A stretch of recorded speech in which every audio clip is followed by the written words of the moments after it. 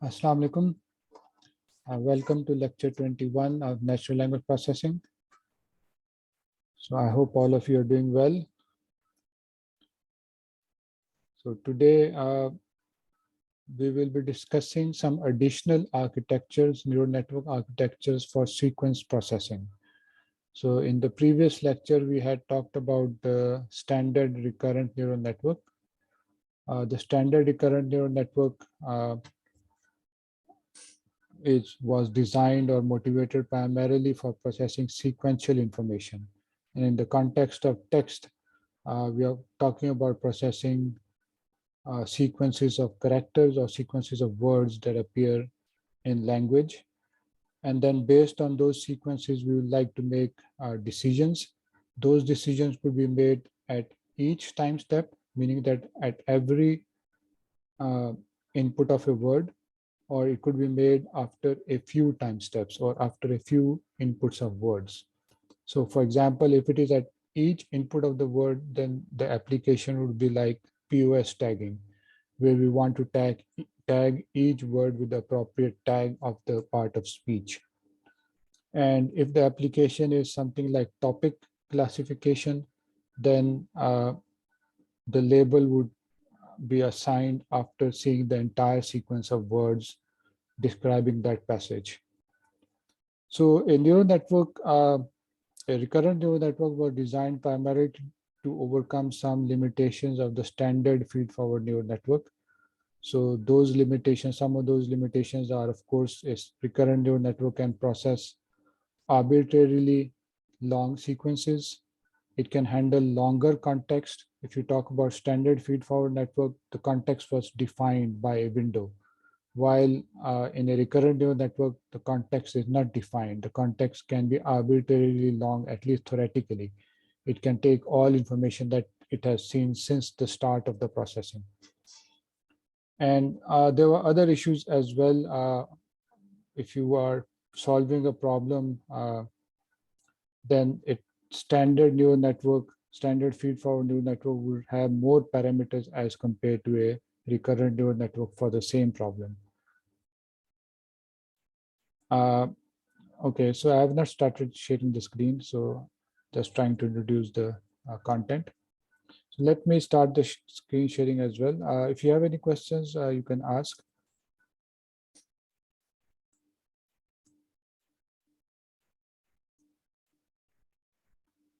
So, so standard neural networks context was fixed. The number of parameters for a given problem was usually very large. And thirdly, oftentimes the representation of a word in the network would be confused in the sense that a word might appear in multiple positions. So while in a standard neural network, the parameters that handle that particular word may appear at different positions. So as such, it would not be able to learn the characteristic of that particular word.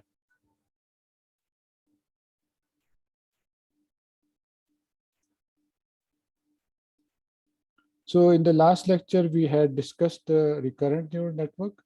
So now let's discuss some extensions to the recurrent neural network. So today we'll talk about the gated recurrent unit. We will also talk about the LSTM, long short term memory.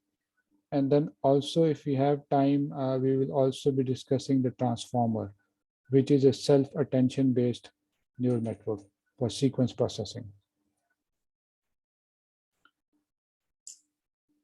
So let me start with, this is typically done while discussing the extensions of recurrent neural network.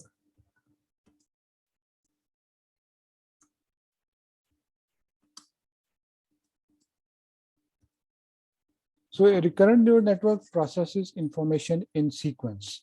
So if you recall, we defined this notation x1, it will process x1 first, and then it will take x2, and then so on.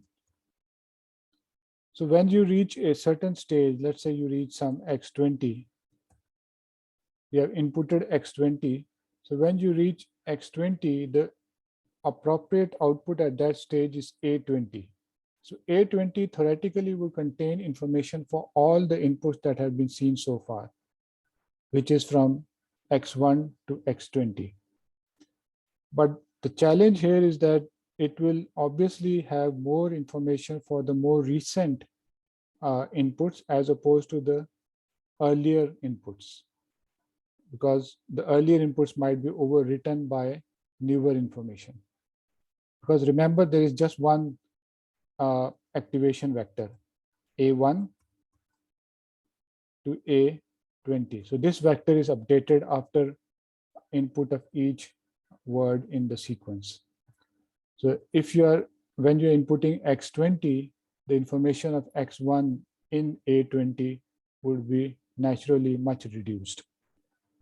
So that's the argument from the input perspective. There is an also argument from the output or training perspective. So when you have inputted X20, for example, the desired output at that stage is Y20, right? So let's say it's a pure tagging problem, and this X20 is let's say a noun, so Y20 would be a noun. But whenever you're training a neural network, and a RNN in particular, you have a loss at the output. So Y20, let's say the true value is noun, the actual value that was, the true value was noun, and the predicted value, let's say something else, let's say adverb. So there's a loss. So that loss has to be propagated back. And that loss would have to be propagated back, and it will adjust all the parameters. Okay. So this loss would probably update the parameters at this stage of the time, but it may not update the parameter when we were discussing, for example, X1. Okay. Of course, X1, at the time of X1, you had Y1. The loss at Y1 would update the parameters at this time. But usually we do batch processing. We usually process a number of inputs, let's say 20 or whatever your batch size is, and then combine all their losses and do the update at that time. So the issue with that is the impact of a loss at a later stage would not propagate back to an earlier stage. And from a mathematical perspective, this is called the vanishing gradient problem. I think I mentioned the vanishing gradient problem earlier on as well. So remember, we typically use the tangent hyperbolic activation function, which is like an S function. If you reach a high value of the activation or a low value of activation, the gradient is 0. So when the gradient is 0, the network no longer changes. There is no update. Remember, the stochastic gradient descent approach depends on the gradient. If the gradient is high, the change would be high. If the gradient is 0, the change would be 0. So when you reach one of those the two extremes, either on the positive side or the negative side, the gradient becomes 0 and the network does not update. So this is essentially called the vanishing gradient problem. And this problem is significant in RNN because in RNN, you might have long sequences. The loss may be important or calculated at a time, let's say 20 or 40 or 80, but its impact might be required at a lower stage. So usually in this case, and examples are given like this. Let me show an example. There's example in the slides by Andrew Ng as well. So for example, so the flights, for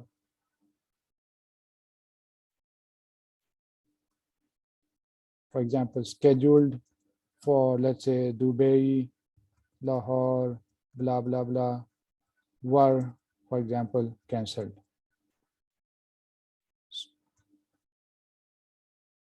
So notice that flights is plural. And because this is plural,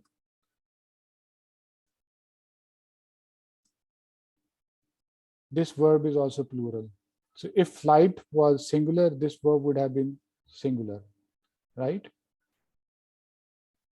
So when you are at this stage, when you are at this stage of the recurrent neural network, we will like to remember that the flights that we saw earlier was a plural, so that we can generate a plural form of the word. So if we had seen a singular word flight, then this would have been was. So again, the network has to remember that there is something important in the preceding context that is important in deciding the future context. Okay? And of course, the intermediate sequence might be quite long. बेशुमार इसमें share आ सकते हैं, कुछ और discussion हो सकती है, फिर बाद में वो वर यूज किया जा रहा है. वर क्यों यूज किया जा रहा है? Because flights was plural. So we need to remember this, and this remembering would be good if we are able to, you can say, relate the loss at the point of were with the loss at the point of flights. Or in more layman terms, we remember that we have seen flights, not flight, earlier on. Okay. So, and in a standard recurrent neural network, all of this information is kept in one activation vector A. So that is obviously lost over time. So जब flights हमने देखा था उस वक्त जब A आया था, maybe वहाँ उसने रिकॉर्ड कर लिया होगा दिस इज प्लूरल, और उसके बाद बेशुमार और वर्ड आ गए that was scheduled for Dubai, Lahore, whatever. So A would have been confused when it reached word. So A में वो information almost खत्म हो गई. So we did not know whether flights were plural or singular, and word would then become difficult to predict. So to overcome this idea, people have proposed two additional architectures, popular architectures. One is called the long short term memory, and the other is gated recurrent unit. Both of these are gated networks.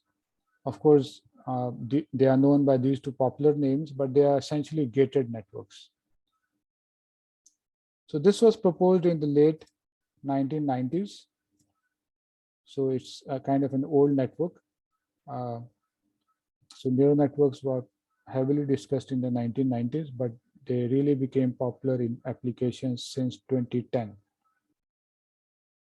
And gated recurrent unit is around 2010. So this is newer. But we will start discussing the gated recurrent unit first, because you can, in a way, it's like a simplified version of the LSTM. And then we will discuss the LSTM.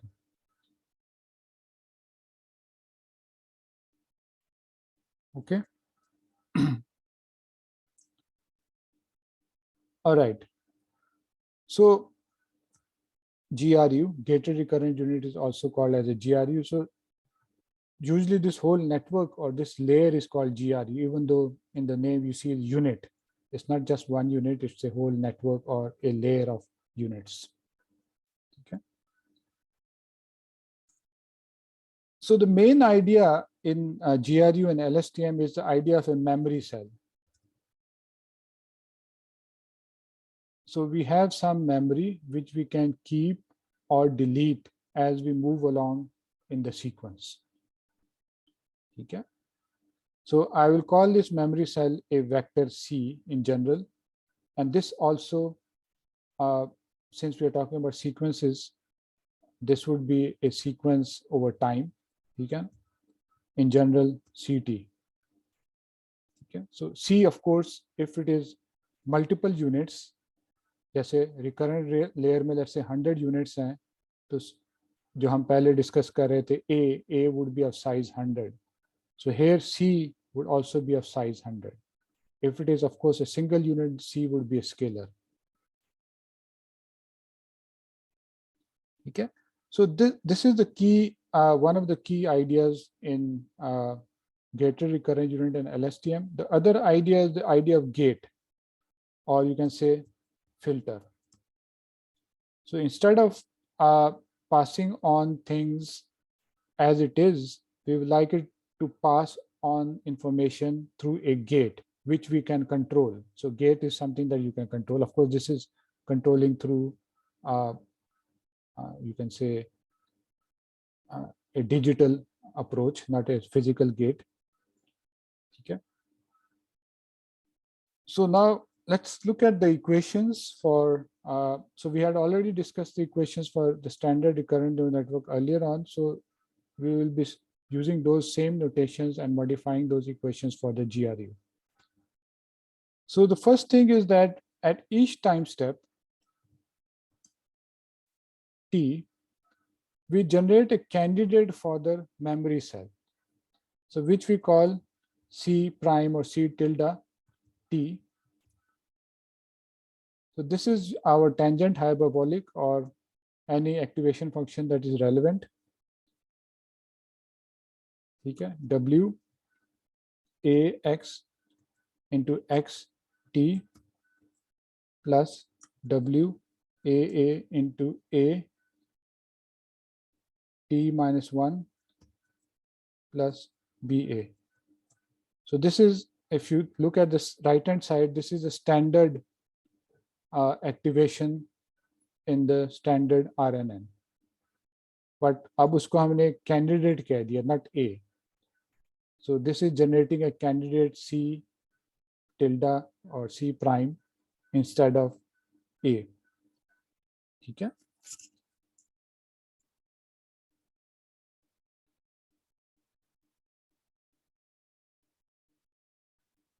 ठीक है? Any questions here?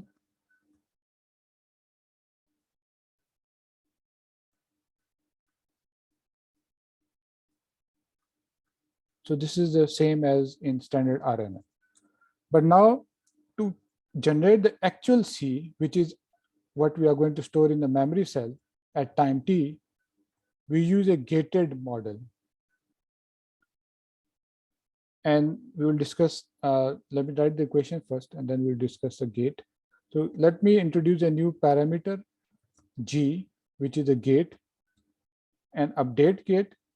This multiplies with the candidate that you have generated at this time step, plus 1 minus the gate, update gate, multiplied by the memory that was present in the previous time step. Okay? So this equation on the right hand side is simply 1 minus some factor G. Okay? So let's say G, again, let's first talk about scalars. Let's assume that आपके पास C scalar है. And then of course G would also be a scalar. So G would vary between 0 and 1. It's a continuous value between 0 and 1.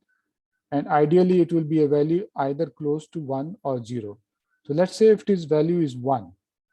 So if the value is 1, GU is 1, then it means that जो C T minus 1 था, वो हमने 0 कर दिया, मतलब उसका impact 0 कर दिया, और जो अभी जो हमने जनरेट किया वो सारा हमने पास ऑन कर दिया हमारे मेमोरी के अंदर. So the current memory CT would be equal to the C tilde T, which we computed, which is actually AT in the previous case. Okay, this is the case when G is 1. So now let's look at the other case when G is 0. If G is 0, then the first term on the right hand side, which is the current output that we have generated, C tilde or C prime, would be 0, and we are simply passing on the previously held value in the memory as the new value in the memory. ठीक है?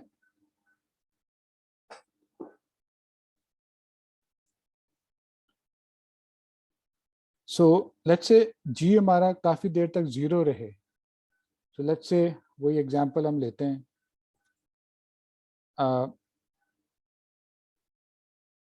So let's say आपने जब flights देखा तो आपने memory के अंदर update कर लिया, C अपडेट हो गया, ठीक है. So let's say this is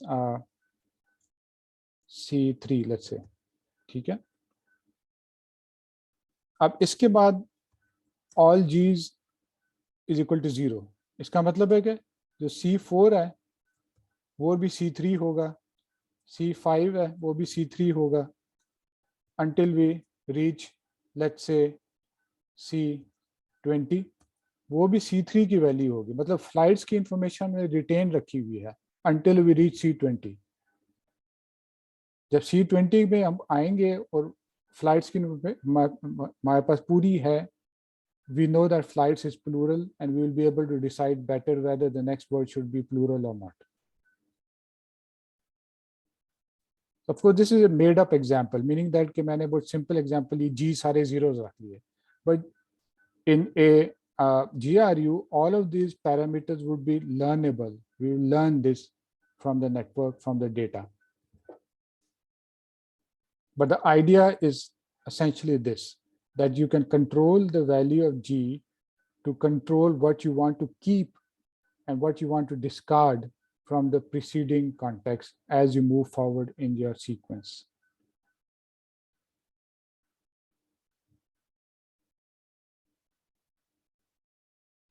So any question here? Okay, so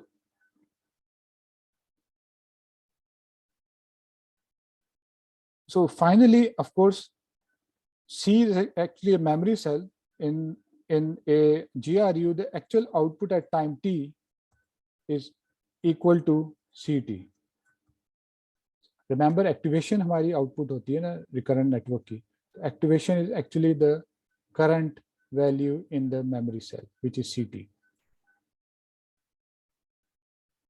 And this CT is computed by gating the previous value of the memory cell with the current activation, which we call C prime.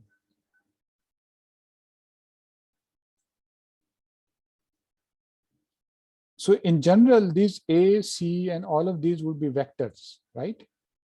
And then G, U is not a scalar, this is also a vector. And this is computed using a sigmoid activation function of its own parameters.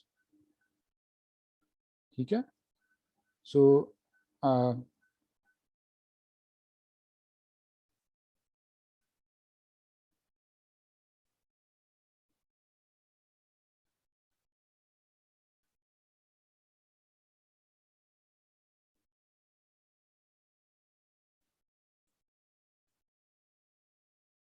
okay, U, I'm just thinking about the notation, UX, X, T plus W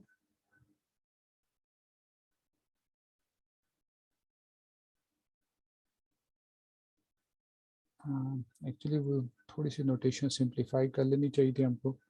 Okay, anyway, no problem.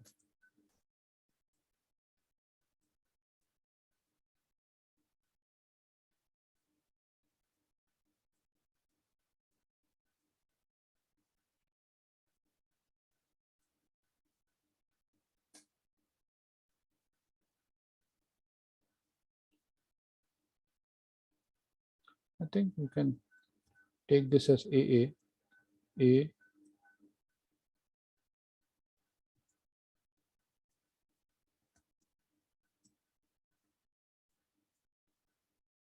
So what does this equation says? That basically this is saying that G itself is a recurrent neural network. It's the output of a recurrent neural network. But now, of course, in this recurrent neural network or recurrent layer, our activation is a sigmoid. It's not a tangent hyperbolic. Sigmoid ranges from 0 and 1. So all the values in G would be between 0 and 1. There will be no negative value. Okay. It's not a softmax. It is neither a tangent hyperbolic. It's a sigmoid, the logistic sigmoid. So all the values in G would be between 0 and 1. And to compute this, we have a new parameter matrix W, U, X. And of course, it's computed of course, this is parameter multiplies with x, plus there's a recurrence element which is WAA multiplied with the previous output, plus of course there's a bias BU. So BU of course is a different bias. Okay. So if you have looked at the Andrew NG notations, उसने notation को simplify की थी. तो वही मैं, if I write it in a simplified form, so this would be then sigmoid simply W U X. Basically you can say U and then you have a T there plus BU. So basically WAA and WUX is put into one matrix WU. Okay, and of course BU is the bias parameter. और X में X के अंदर X भी है और A भी है, XU के अंदर X भी है और A भी है. So you can simplify the notation in this way. And of course you can do it for the other, जैसे हमने C compute किया था ऊपर, उसके लिए भी ये simple notation use कर सकते हैं. So now coming back to this GU, अब ऊपर equation में हमारे पास था GU into, for example, C tilde T. So this multiplication is not, so remember G is a vector of the same size as the vector C, but this multiplication is element wise.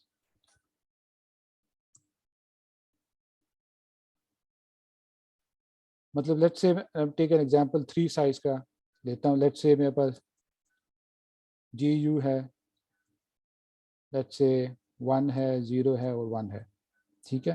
और let's say C मेरे पास tilde है, let's say 3 है, 2 है और 1 है, ठीक है. The output of this would be what? So you will be multiplying element wise. So the output would be 3 would be outputted, then of course you have 0 and then we have 1 outputted. But the element wise आपने multiply करना. It's not a vector dot product. Element wise output भी आपका vector ही है, ठीक है. So this is the issue of gating. अब 1 था तो वो element as it is pass हो गया, 0 था वो element को 0 कर दिया हमने. And of course any value between 1 and 0 would kind of balance between the two. So information information which is now represented as a vector, not a single value, can be appropriately gated, meaning that filtered individual elements of those vectors can be gated. आपने एक element को continue करना है या नहीं करना, वो आप उसको control कर सकते हैं. So maybe just hypothetically, of course, this is not understood theoretically. So let's assume कि flights, जो vector हम flights discuss कर रहे थे, flights के vector में element 3 was the element that contained the information regarding plurality.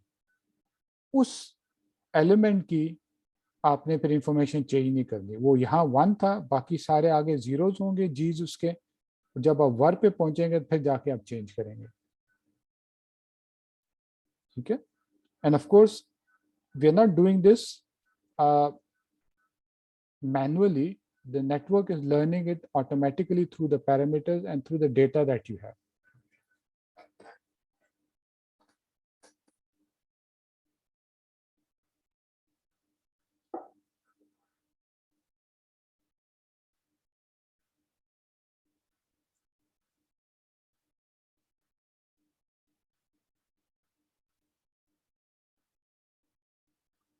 Any questions here?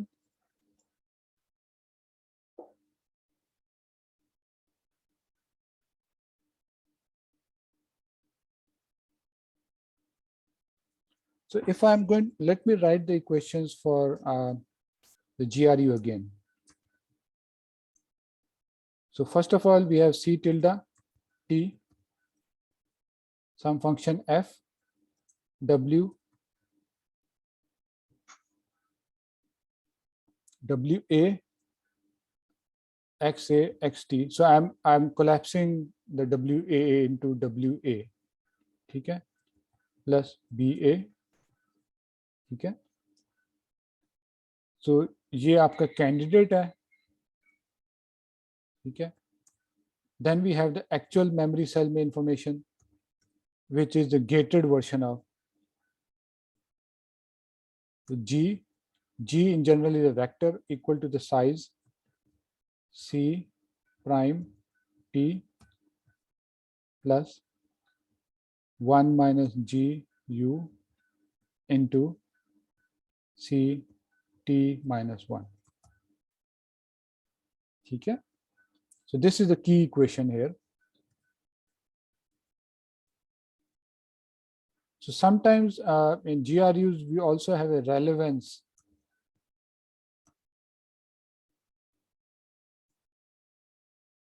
Relevance gate भी हम लगा देते हैं कि ये वाला iteration, the tth iteration or the tth step, how relevant this is. तो एक और हमारे पास gate है which is gating the entire output within the parenthesis. So this is another gate. And this gate, of course, is also computed in the same way. And then finally, AT is equal to CT. And then GU is equal to sigmoid, this is important, of WU XU T plus BU. And if you also have the GR, this is also sigmoid of WR, चलो capital कर लेते हैं, R into X R T plus B. I think lower case ऊपर use कर रहा था, ये भी lower case होना चाहिए, ठीक है, no problem. So this is the relevance gate. So these are the equations. Of course, your final output is what? YT as before. If you have a single feed forward layer, some other function G, W, Y, A, Y, T plus B, Y. So these equations completely describe a single GRU layer followed by a single feed forward layer towards the output.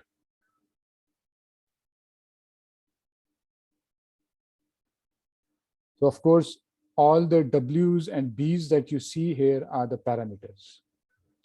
And depending on the size of your GRU layer, of course, these parameters would be defined by them. So let's say if you have 100 units in the GRU, आपका जो B's होगा वो 100 होगा, and output layer के जो जितने units है उससे B, Y decide हो जाएगा. Similarly, WU and WA would be decided by those values, by the input and the hidden layer values.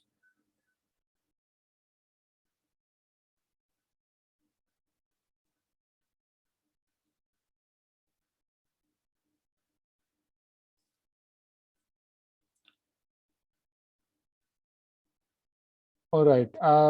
So all of these parameters, as I said, are updated through the backpropagation approach using essentially stochastic gradient descent, and they are of course they are updated in such a way that the loss is reduced, and loss for most classification problems, as we saw, is the cross entropy loss. Okay. Any questions here?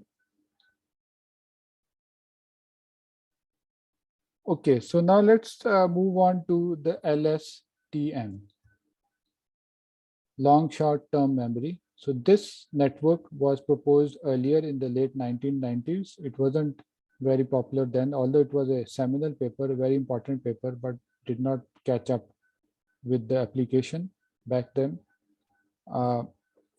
And essentially, it's also a gated network, slightly more sophisticated than GRU. So that's why I studied GRU first, although LSTM came first in history. So essentially now, let's start writing the equations for this. So we have a memory cell candidate that we want to generate, F, so W, sorry,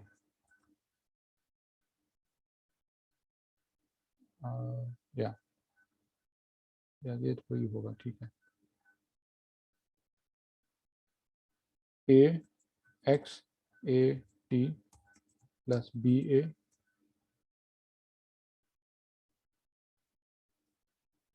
तो ये तो खैर वही है activation function, but now it is a candidate that is generated. The actual C that is generated in LSTM is now given by now two gates, an update gate and a forget gate. So we have G U multiplied by C candidate T plus a G forget gate multiplied by C T minus 1. So how is this different from GRU? GRU में जो GF था, it was fixed to be 1 minus GU. Now GF is now an independent parameter that can be controlled through the training data, and it basically controls what we want to forget from the previous memory, and this can be controlled independently from GU. GU is what we want to keep from the current data, current input. ठीक है, और इसमें भी variations में पूरी इसके parenthesis के साथ एक रेलेवेंस गेट भी लगाया जा सकता है, जैसे GRU में लगाया था, ठीक है. But now one other change is that जो आउटपुट है AT, it now not simply CT जैसे पीछे CT था GRU में. So now this is also gated output into CT. So the actual network output कर रहा है, which is A, is now some gated value of the memory at that given point in time.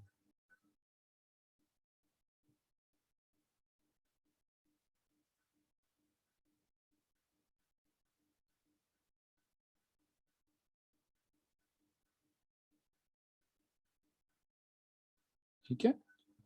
So I think essentially that's it. So now we have those. This is LSTM. So we have an output gate. We have a forget gate. These are different from GRU. And the memory cell at a given time step, the output at given time step is now gated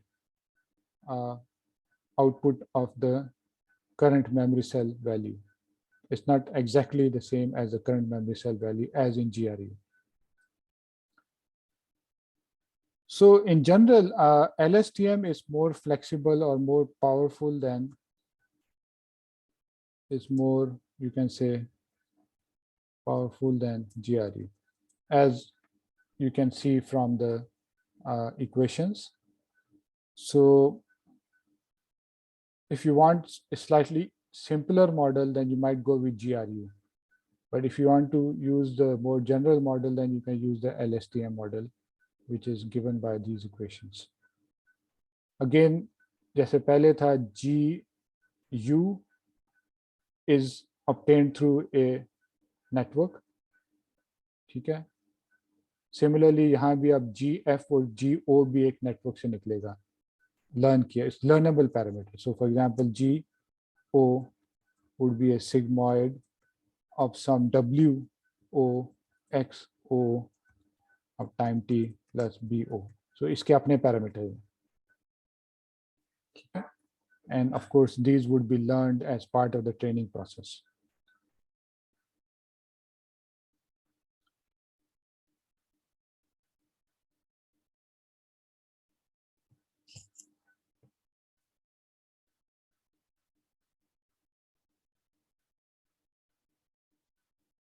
Okay, so now any questions?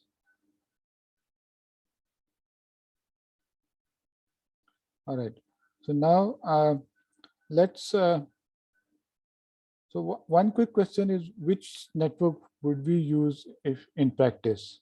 So actually there isn't any hard and fast rule. LSTM and GRU often produce similar results for many real-world problems. So GRU, as we saw, is slightly simpler. It has fewer parameters as compared to LSTM, and perhaps it's less powerful and may not be able to learn some more complex problems.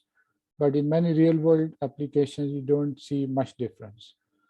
So, but usually, if you have enough computational power, we simply use the LSTM. Okay? Assuming you have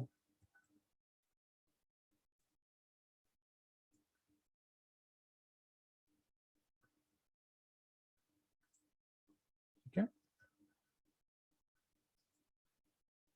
So assuming that you have sufficient computational power, we will typically start with LSTM, and if you find that the model is taking more time and the results are not good, then maybe you can try the GRU.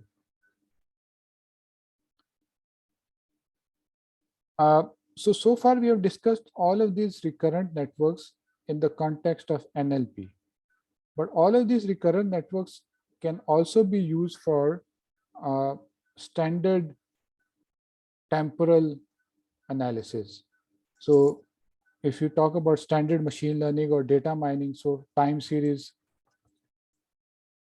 forecasting, for example, for these problems also, you can use LSTM or RNN and so on.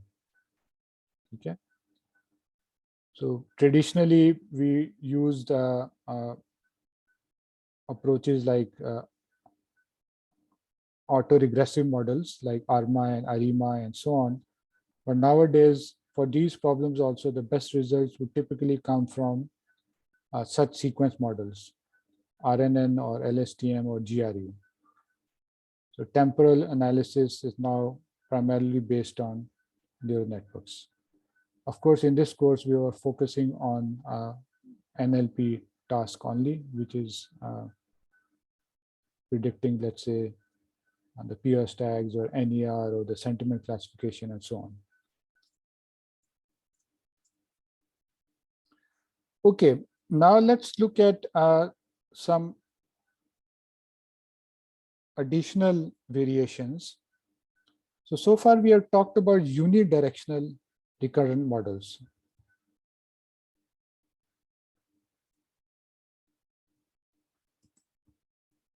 So when I say recurrent models, I include both. I include all models that we have studied: RNN, LSTM, GRU, and later on we will also discuss transformers.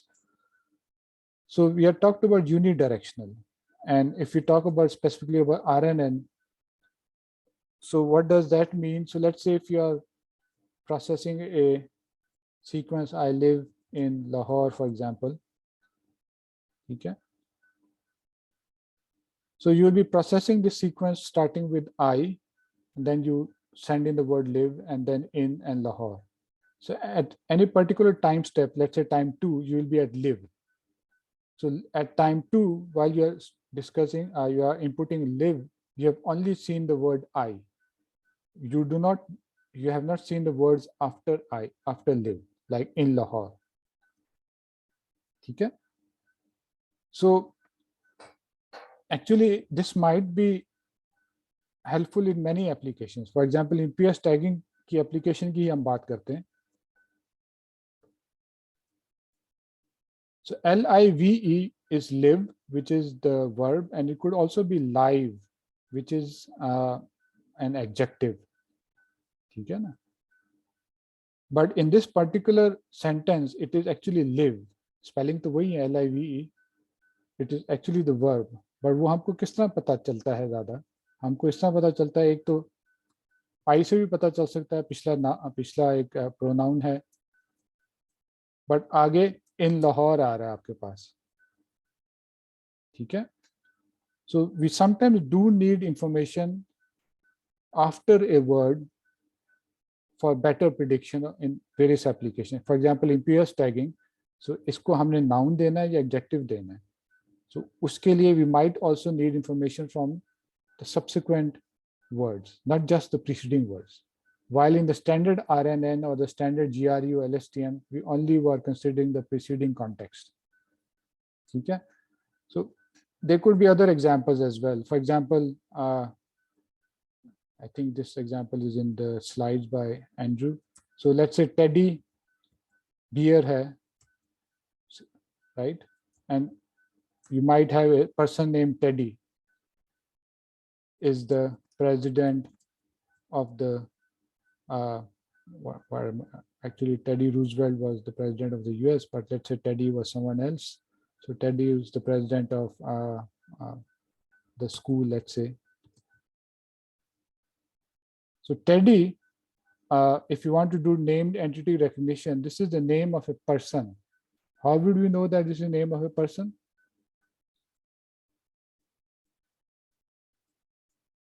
Because of president. But this word occurs after seeing Teddy. Okay? So again, in this example also, context after a given word might help you better predict something about that word. So to overcome this issue, we typically work with bi-directional recurrent models. So what are exactly a bidirectional model? Actually, you have two unidirectional models, you can say in parallel.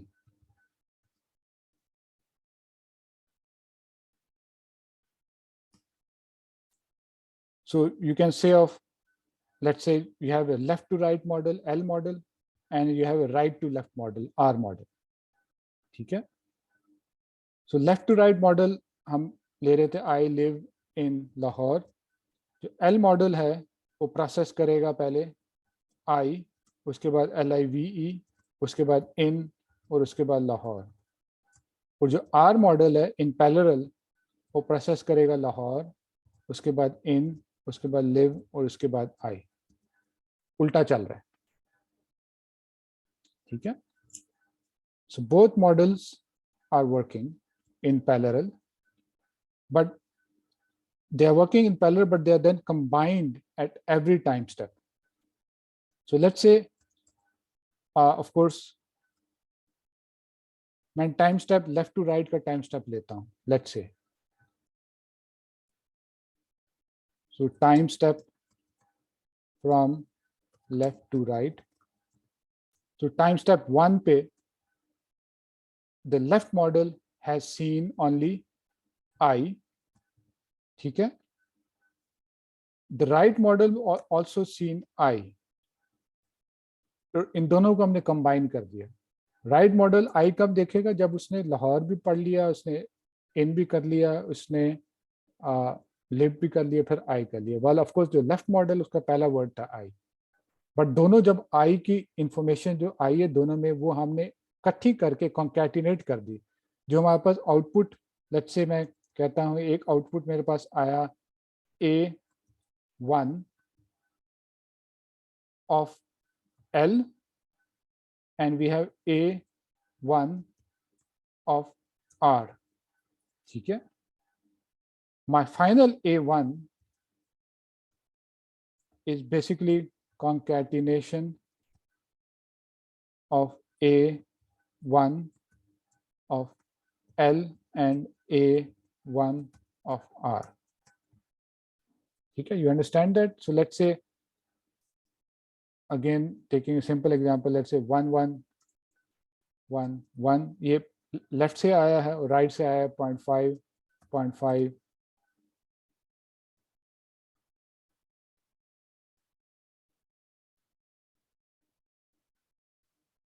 0.5 0.5 0.5. The final one, the concatenated output would be, of course, twice the length, 1 1 1 and then 0.5 0.5 0.5. So this would be the final output for the word I. अब इसमें सारी information आ रही है from the left to right model as well as the right to left model. तो right to left model में information live in Lahore से उसकी भी आ रही है, एंड देन उसके बाद ऑफ कोर्स हमारी प्रोसेसिंग उसी तरह चलेगी. लेट्स से आउटपुट निकालना है why would be computed on this A.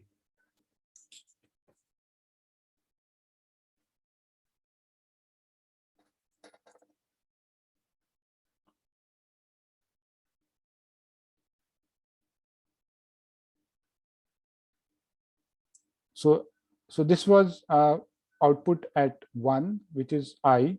So output at live would mean that for the left model, we have seen I and live. For the right model, we have seen Lahore, in and live. और फिर ये output of live होगी.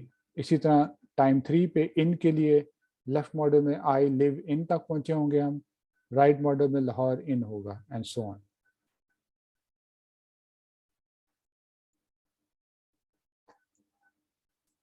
So in this way, information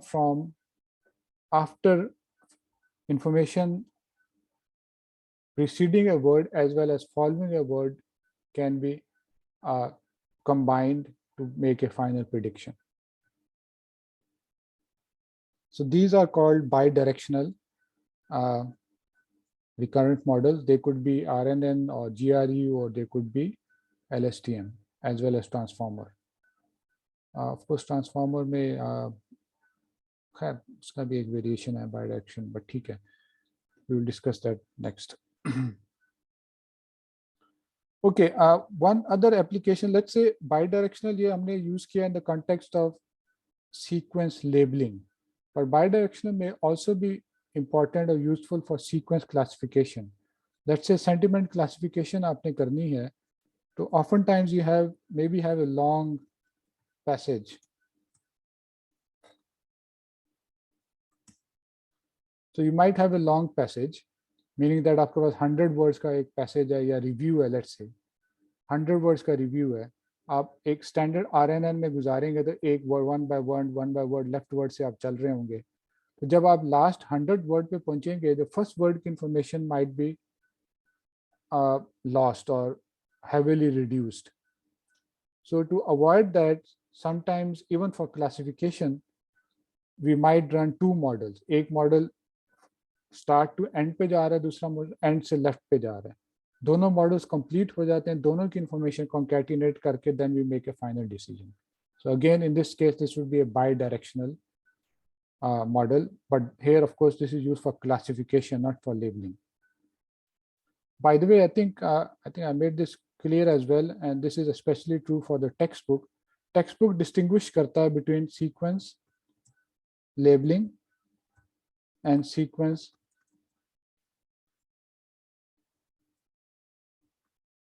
classification.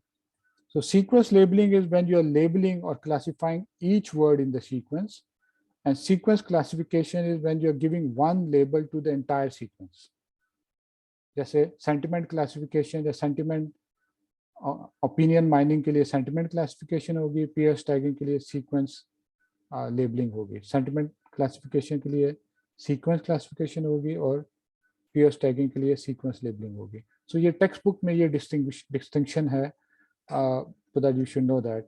Although ये distinction इतना strong नहीं at other places, but textbook में standard इसी तरह इन्होंने follow किया हुआ है.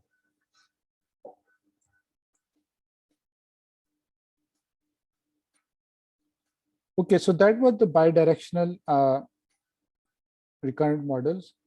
So next, basically deep recurrent models.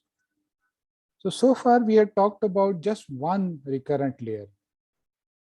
Actually, you can have multiple recurrent layers.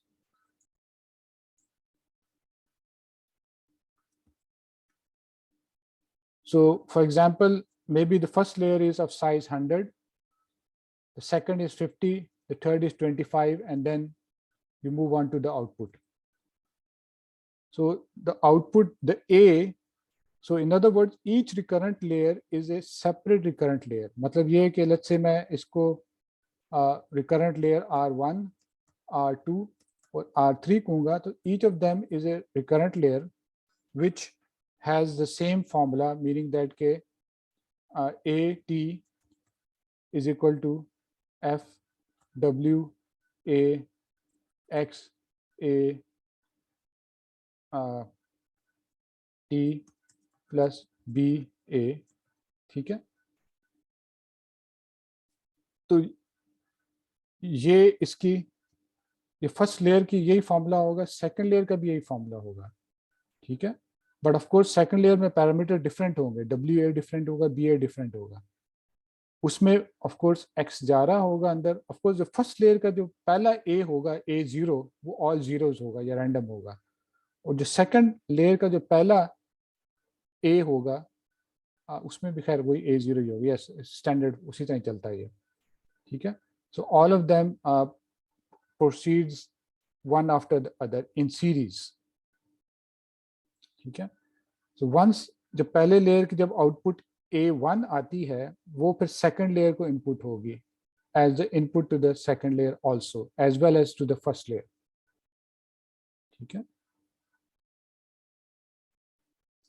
So they are in now sequence, one after the other.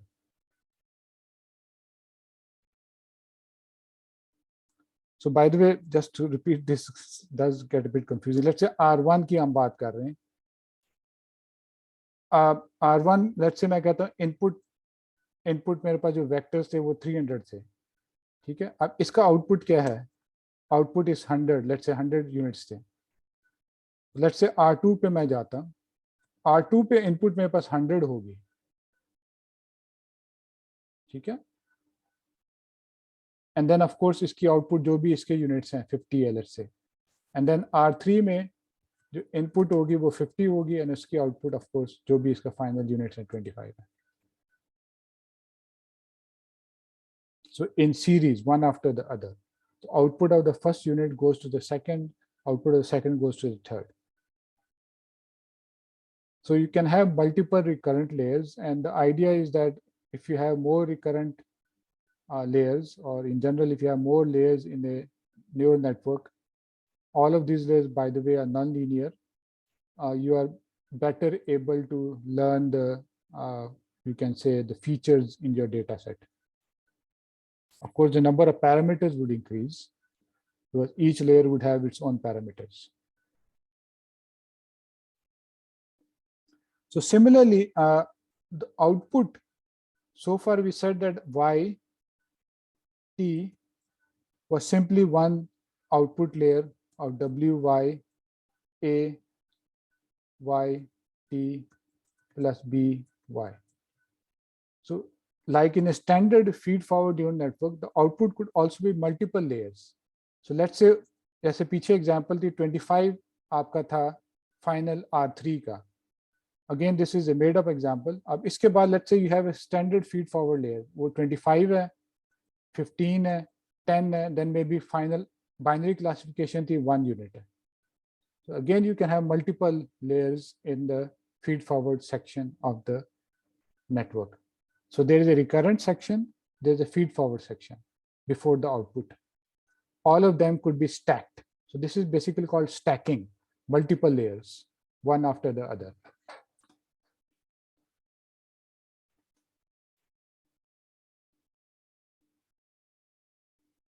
So obviously एक question arise होता है कि ये हम किसने decide करते हैं कि एक layer लेनी है, 2 लेनी है, 4 लेनी है. Again, there is no hard and fast answer for this. Neural networks की theory थोड़ी सी इस sense में weak है.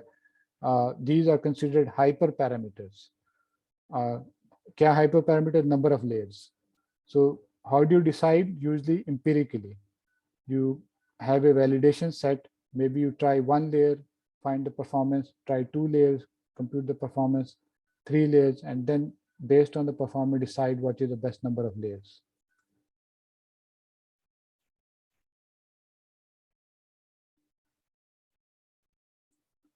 ठीक है?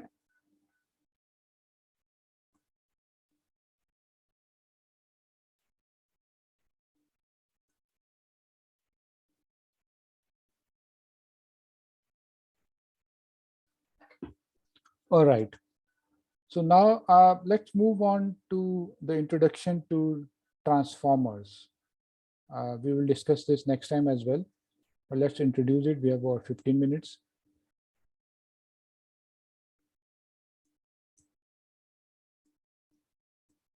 So transformers is a more recent development. I would say 2017 and onwards. Okay. So past 4-5 years. So transformers are also recurrent models. So these are recurrent models, just like RNN, LSTM, and GRU. So they are meant for processing sequential information, but they are in a way not processed sequentially. They are processed, they can be processed in parallel. So one of the limitations of the standard, the RNNs and the LSTM that we saw before, so they are not readily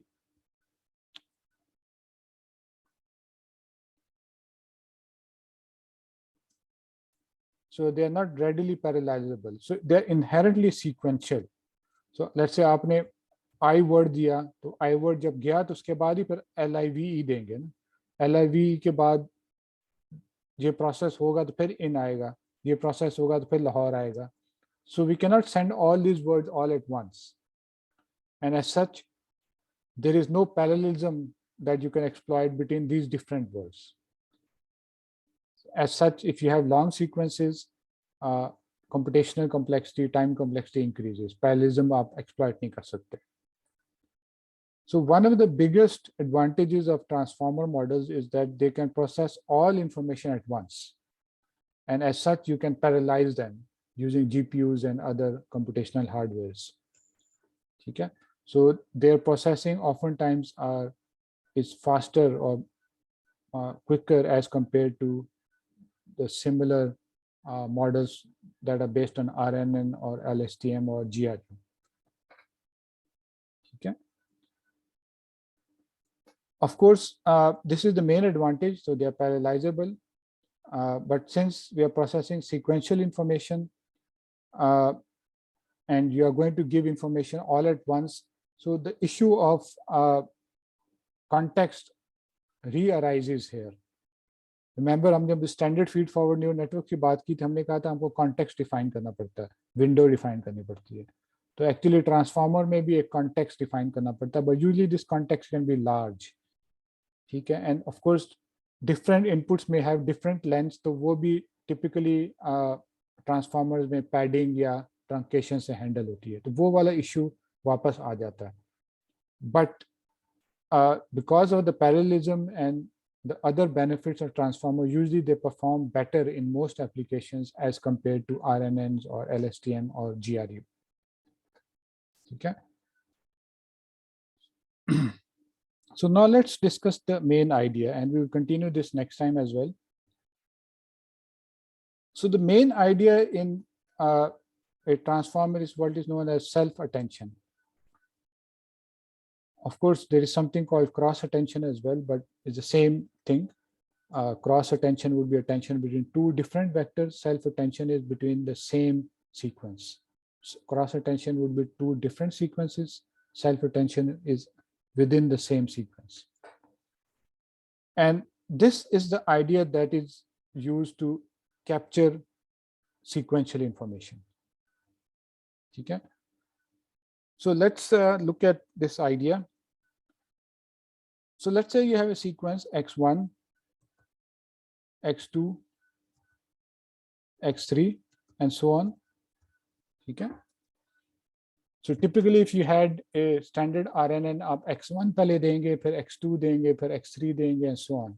While in a transformer, we would like to process all of this at the same time. So the influence of any given position on any other position is captured through a you can say a similarity between those vectors. So let's say x is, of course, is a vector x1, and let's say x2. So let's say we are processing x2. So what is the influence of x1 on x2? Remember sequence हम process करना चाह रहे हैं ना, तो हम और words का influence on another word देखना चाहेंगे. Recurrent neural network में तो वो one by one capture हो रहा होता है. यहाँ basically we will do it through a similarity function, which is simply the inner product. So if I take the inner product of x1 dot x2, of course this would be a scalar value. This scalar value would tell me how similar x1 and x2 are. Of course, in an absolute sense, the scalar value could be minus as well as positive. Okay? But the larger the value in the absolute sense, the greater the similarity. Of course, negative mean the greater dissimilarity, if you want to say in that sense. But in other words, relationship stronger. If it is 0, then there is no relationship. Okay?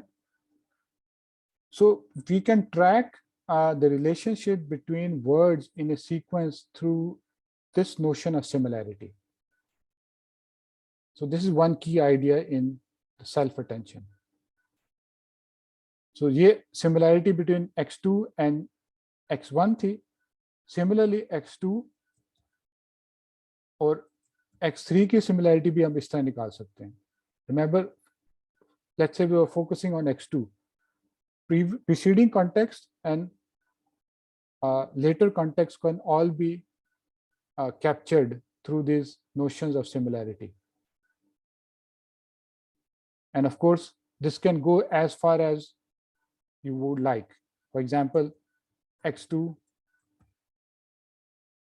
x50 भी आप कह सकते हैं कि उस 50th word का क्या influence है on this, or how related it is to the second word. So this notion is thus is basically formalized in the idea of the transformer. And let's see क्या time हुआ. मेरे ख्याल से I'll probably stop here. यहाँ से मैं start कर लूँगा next time, and we will discuss this. So transformer is discussed in your textbook. It's chapter 9, section 9.7, chapter 9.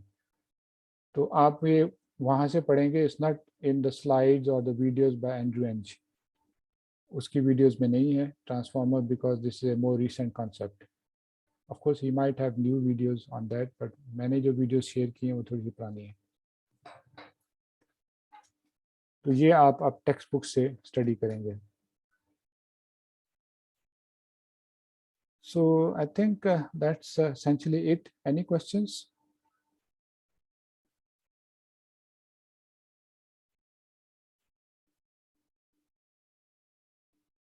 Any questions?